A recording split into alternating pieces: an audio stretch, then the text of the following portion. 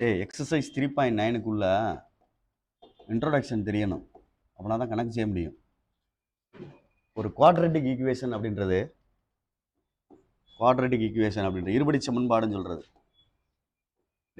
இருபடி சமன்பாடு அப்படின்றது எப்படி இருக்கும் அப்படின்னா, x square minus sum of root X,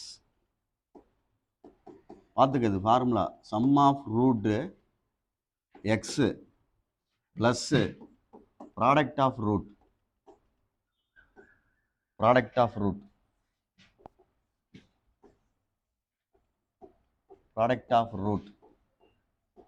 equal to 0 அப்படின்னு எழுதணும். கவனி, அல்லது ஷார்ட்டாக எழுதணும்னா x square minus SR x plus PR equal to 0. எஸ்ஆர்ன்றது சம் ஆஃப் ரூட்டு, இது ப்ராடக்ட் ஆஃப் ரூட்டு. தமிழில் மூலங்களின் கூடுதல் மூலங்களின் பெருக்கல். எக்ஸ் ஸ்கொயர் மைனஸ் மூலங்களின் கூடுதல் எக்ஸு ப்ளஸ் மூலங்களின் பெருக்கல் ஈக்குவல் டு 0 அப்படின்னு அர்த்தம். இதுதான் குவாட்ரேட்டிக் ஈக்குவேஷனுக்குள்ள ஃபார்முலா மாதிரி. இது தெரிஞ்சால் தான் செய்ய முடியும். மனப்பாடம் பண்ணு.